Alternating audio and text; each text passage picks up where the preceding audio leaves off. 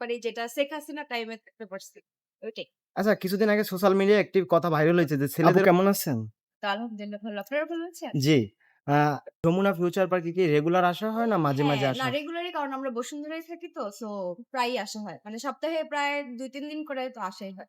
আচ্ছা, যমুনা ফিউচার পার্কে আসার মূল উদ্দেশ্যটা কি? আজকে, আজকে এমনি জাস্ট একটু সামনে ভ্যালেন্টাইন ডে সো একটু শপিং এ আসছিলাম। সো একটু টুকটাক ঘুরলাম, শপিং করলাম। এই তো। মানে আজকে তো এজন্য আসছেন এবং বিগত পিছনের দিনগুলোতে কিসের জন্য আসা হয়? নরমালি অনেক খাওয়া-দাওয়া করতে আসি। কারণ এখানে আমাদের খুব পছন্দের কয়েকটা আছে যেমন বিএফসি তারপর আরো কয়েকটা আছে। সো খাওয়া-দাওয়ার জন্যও আসি আর শপিং এ। যমুনা ফিউচার পার্কের কোন খাবারটি বেশি পছন্দ? আমরা বিএফসি পাগল ভাই। চিকেন পাগল। আমরা অনেক চিকেন খাই। আচ্ছা, যেহেতু সামনে ১৪ই ফেব্রুয়ারি এবং বললেন যে ভালোবাসা দিবসের জন্য মার্কেট করতেছেন। এই মার্কেটের মূল ওনার কে? মানে আমার husband. Of course. I am married.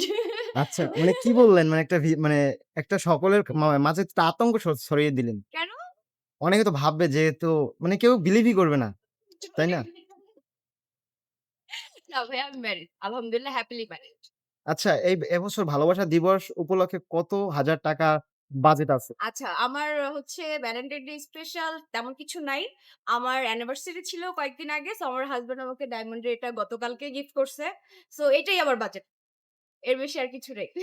আচ্ছা আর জীবন লিলি পেয়েছি আমি আচ্ছা রোজ জীবনসঙ্গী গিফটে। হিসাবে যেমন প্রত্যাশা করেছিলেন তেমনই কি পেয়েছেন? হ্যাঁ, আলহামদুলিল্লাহ ৬ বছর প্রেম করছি, ২ বছর ম্যারিড লাইফ আলহামদুলিল্লাহ।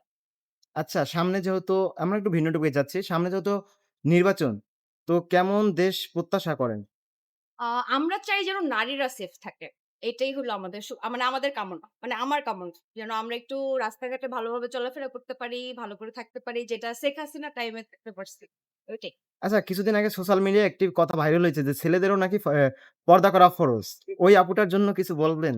আ কে বলেছে আমি ওইটা দেখি নাই। আমি আ এটা নিয়ে কিছু বলতে চাচ্ছি না। মানে আমি তবে জানি না কে কি বলছে। বলেছে একটা এক মেয়ে বলেছে। এখন আপনার মতামতটা কি? আ ছেলেদের কি পর্দা করা কি আসলেই ফরজ? ছেলেদের পর্দার থেকে আমি বলব ওদের মনটা একটু আরো একটু পরিষ্কার রাখা উচিত মেয়েদের ক্ষেত্রে আরকি। মানে ওদের দেখার ভঙ্গিমা বা ওভারঅল সবকিছু মিলে আরকি। আচ্ছা আপু ঠিক আছে ধন্যবাদ। আচ্ছা থ্যাংক ইউ। ওকে